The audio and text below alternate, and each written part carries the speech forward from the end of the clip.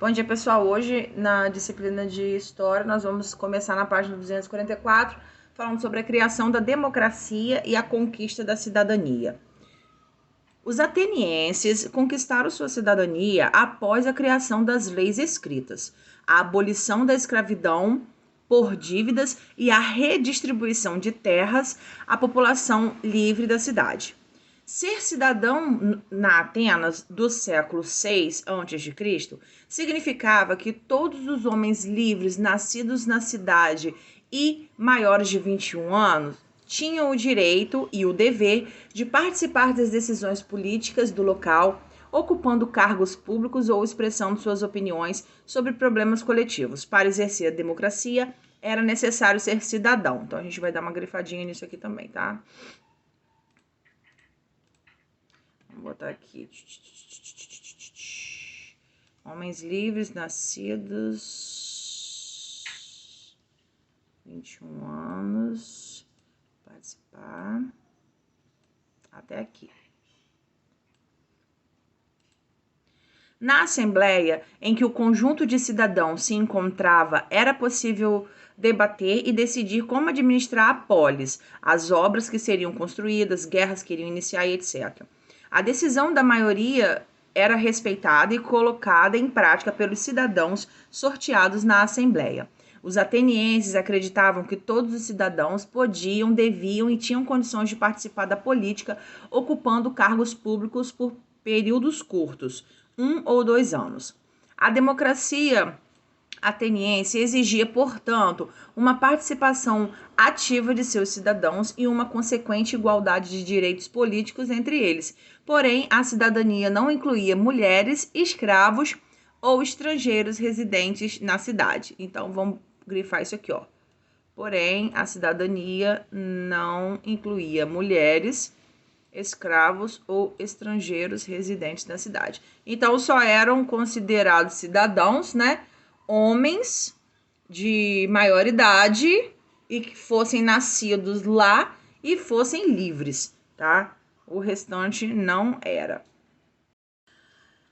Existe alguma semelhança entre a democracia dos antigos gregos e a atual? A semelhança é que eles querem que os cidadãos sejam participativos na sociedade, criando um ambiente de igualdade de direitos políticos. É mais ou menos por aí, né? Que a democracia, o governo deveria ficar na mão do povo e ela, na verdade, eu acredito que seja até uma... Aqui no Brasil a gente tem uma democracia da seguinte forma: existem coisas que a gente pode, né, tá incluso, e tem coisas que a gente fica de fora, né, das nossas decisões, né? Eles gostam de dizer porque o voto, ele é... Todo mundo tem direito a votar, que isso é um sistema de liberdade, mais ou menos, porque o que é uma coisa que expressa liberdade? Liberdade, você pode fazer aquilo ou não, e o voto não é assim. O voto, você tem que votar, tá? E se você não votar, você tem que justificar o porquê que você não votou. E se você não justificar, você tem que pagar uma taxa ainda pro governo, né? Então, não é tanta liberdade assim, né? Porque a liberdade seria: eu quero votar, vou votar. Eu não quero votar, não vou votar, né? E fora outras coisitas mais, né? Que a gente sabe que todas as decisões que são tomadas no nosso país, nada é consultado ao povo e nem tem grandes benefícios pra gente. Pelo contrário, quem mais sofre e paga pelas consequências é o povo, né? Porque os políticos, eles decidem. Lógico que tem alguns políticos que eles visam o nosso lado, mas muitas vezes eles não são a maioria. Eles não conseguem a maior parte dos votos. Então, o que acontece? O povo acaba sendo prejudicado. Enquanto o salário mínimo é 1.000, e eu acho que tá 1.100, nós temos políticos ganhando 62 mil, gente. 62 mil reais. Tem noção do que é uma pessoa ganhar 62 mil reais? Com essa pandemia, se pegasse esses 62 mil, pensa comigo, vamos botar aí o salário mínimo R$ 1.000. 62 mil dá para pagar quantas pessoas? Pensa aí. Uma pessoa recebe 1.000 e 62 mil pessoas. 62 mil reais. São quantas pessoas? 62 mil. Não, 62 mil não. Teve alguém que respondeu aí. Isso, 62 pessoas. Pensa comigo, galera. Se diminuísse o salário dos políticos, né? Porque se o político que trabalha pra gente vota o nosso salário e eles acham que a gente pode viver com 1.100 reais, por que que eles, que são os nossos funcionários, eles têm que ganhar 30 mil, 32 mil, 62 mil? Por que que eles têm que ganhar mais? Vamos pensar como se o Brasil fosse uma empresa. Vocês acham que dentro de uma empresa, o patrão, ele ganha menos do que seus funcionários? Lógico que não. É lógico que não, até porque não haveria nem por que ele ser o proprietário, né? Que se for para ele ganhar menos do que os funcionários, ele se torna um funcionário também. Então, no Brasil é o contrário, os nossos funcionários, porque todos os políticos são nossos funcionários. Deputados, vereadores, prefeito, governador, presidente, é tudo nosso, eles são nossos funcionários. E por que que eles ganham muito e a gente ganha pouco e tem gente que não ganha nada? Entendeu? Então, isso aí, será que isso é democracia? Será que isso realmente é o governo estando na mão do povo? Né? Por isso que é tão importante, quando chegar a época de eleição, as pessoas pensarem bem em quem vão votar. E vou dizer para vocês, sabe qual é um dos grandes erros dos adultos? Sabe qual é o grande erro? É que quando tem uma eleição, por exemplo, para presidente, quando a gente vota para presidente, a gente vota também para senador, deputado estadual e deputado federal. E a maioria das pessoas não observa os deputados, senadores, só fica com foco no presidente. E isso a própria mídia, né? A própria televisão, a própria internet faz com que as pessoas fiquem cegas, focando só nisso. Gente, só que um ensino básico que a gente tem ensina que o nosso país tem 3 poderes: poder executivo, poder legislativo e poder judiciário. Poder executivo é aquele que executa as leis, quer dizer, ele põe as leis em prática. E o legislativo é o que faz as leis. E quem é essa galera do legislativo? São os deputados. Quem é do legislativo dentro de uma cidade? São os vereadores. Aí as pessoas fazem, sabe o quê? Só fica com foco no prefeito, no governador, no presidente, só que eles são cargos do poder executivo. O presidente, ele não tem o poder de chegar lá e falar, eu quero fazer isso e vamos fazer. Não é assim. Ele pode expor, né? Lógico que existe todo um trâmite. Ele pode expor aquilo que ele quer, só que vai para votação, e os deputados e senadores é que votam. Aí sabe o que acontece? Quando chega em época de eleição, o pessoal vai lá, vou votar em fulano que é meu amigo, vou votar em fulano que fulano tá sendo mais votado, vou votar em fulano que fulano me deu uma cesta básica, me deu 100 reais. É assim que o povo faz. E aí o povo só fica com foco em presidente, em prefeito e em governador, aonde, na verdade, o foco tem que estar nos vereadores, tem que estar nos deputados, nos senadores. É ali que o povo tem que mexer. É ali que o povo tem que investigar para ver se aquele político, se ele já foi eleito, tem que ver se ele fez alguma coisa pelo povo, se quando votava em leis para beneficiar o povo, se ele votava a favor ou votava contra, saber se ele é ficha limpa, né? Saber se ele não foi envolvido em nenhum tipo de corrupção, em nenhum tipo de coisa errada, mas o povo não faz isso. O povo só fica, sabe o quê? Presidente, prefeito. Tá errado, gente. Antes de votar, tem que verificar essa galera do legislativo, porque é ali que eles estão votando. Gente, eu vou dizer para vocês, eu já vi sessão no Congresso para eles, e outra coisa, eles votam o nosso salário, mas quem vota o salário deles são eles mesmos. Olha que bonitinho. Imagine que todo mundo da sala nossa aqui receba R$ 5 de mesada.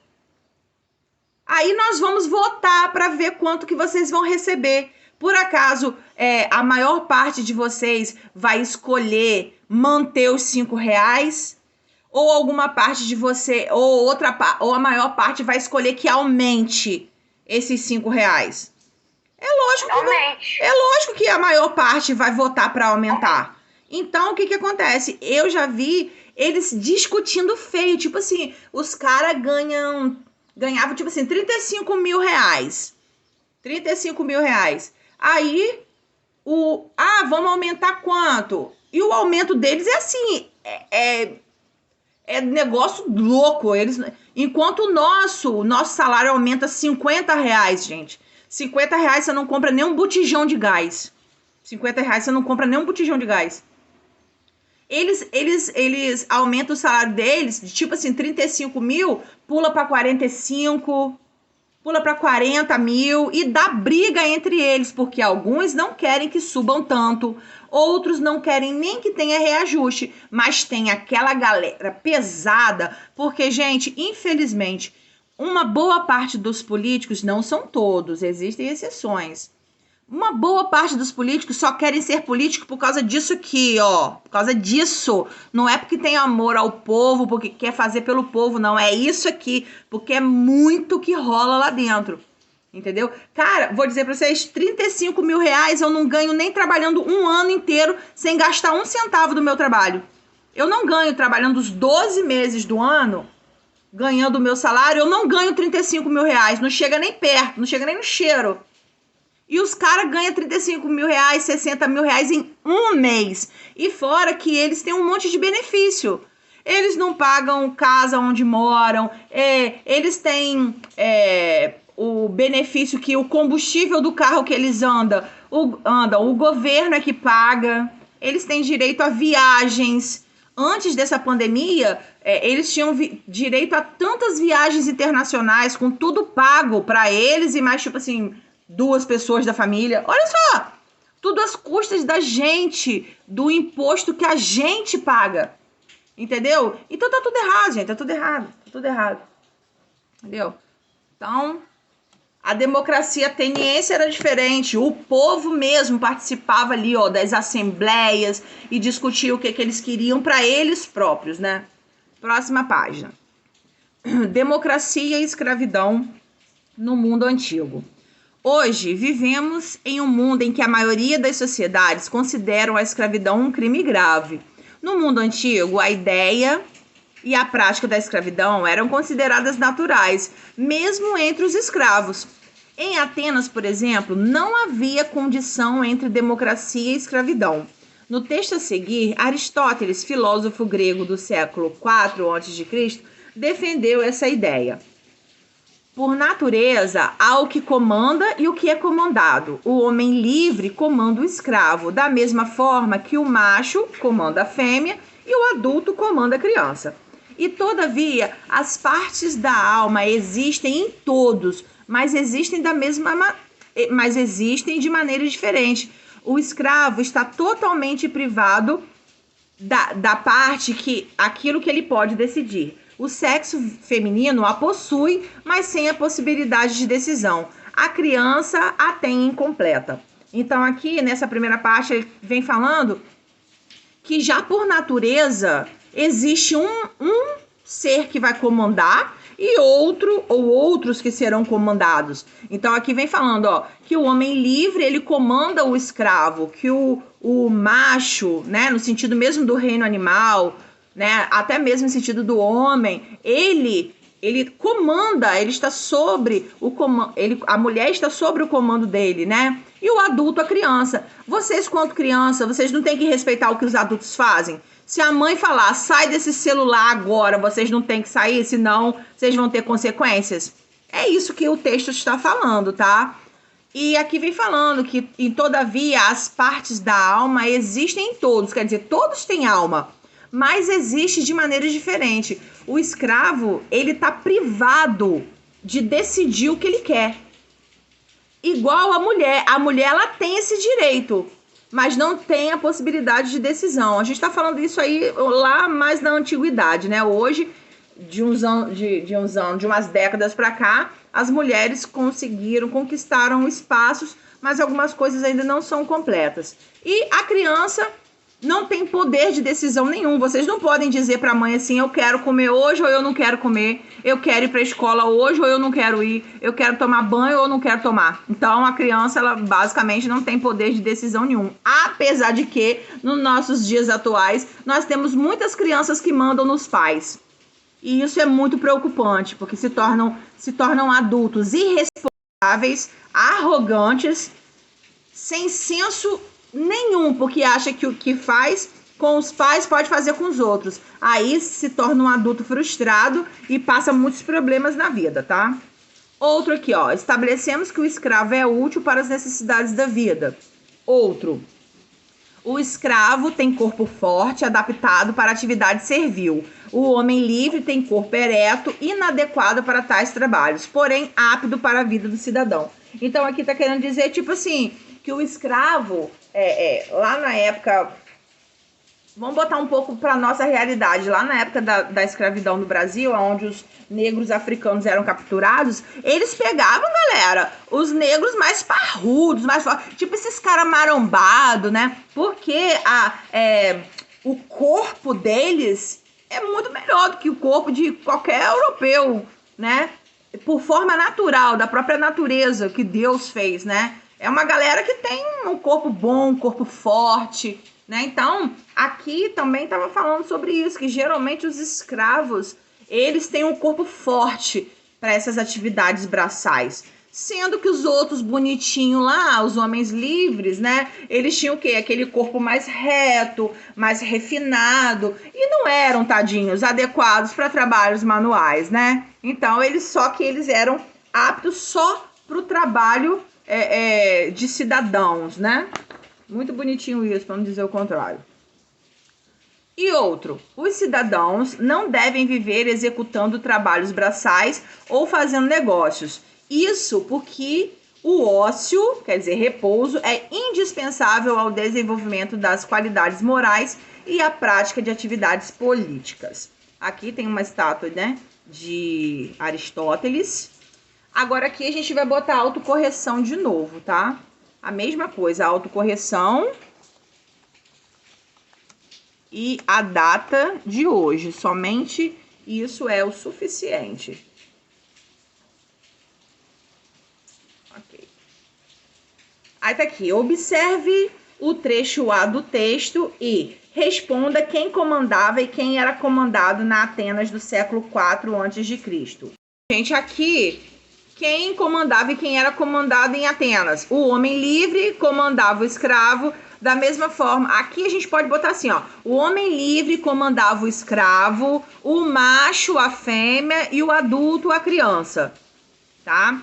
Logo, quem comandavam eram os adultos do sexo masculino, considerados homens livres. Os comandados eram os escravos, as mulheres e as crianças.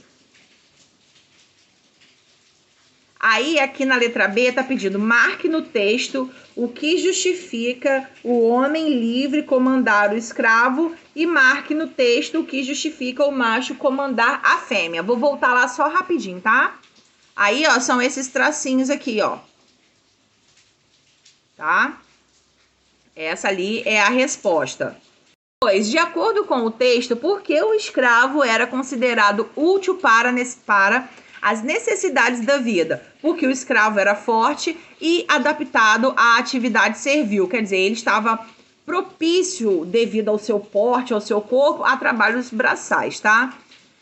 Qual é a sua opinião sobre as justificativas de Aristóteles para o sistema de escravidão na Grécia Antiga? Eu acho que é errado, pois os escravos também são seres humanos e têm direito como todas as outras pessoas. Na página 249 vem aquele resuminho. Neste capítulo você estudou que além de inventar os Jogos Olímpicos, os gregos antigos criaram a democracia. Viu também que a criação da democracia em Atenas resultou de um longo processo de lutas e conquistas sociais. Estudou, além disso, que a democracia ateniense exigia participação ativa de seus cidadãos e implicava igualdade de direitos políticos, embora mulheres, escravos estrangeiros residentes na cidade não fossem considerados cidadãos. Por fim, descobriu que os antigos gregos recorriam a mitos e lendas para explicar o mundo e a natureza. O mito do rato, o do rapto de Perséfone, por exemplo, procurava explicar o fenômeno das estações do ano. Eu quero, por favor, que vocês escrevam aí, importante, tá? Esse resuminho tá de boa. Dá para dar uma esclarecidinha aí, tá? E a gente vai ver como é que vai ficar o nosso mapinha de aprendizagem. Nós temos ali, né? Atenas, Olimpíadas, deuses gregos, mitologia grega, presente de grego, Troia, democracia e escravidão. Encerrando aqui a página de hoje.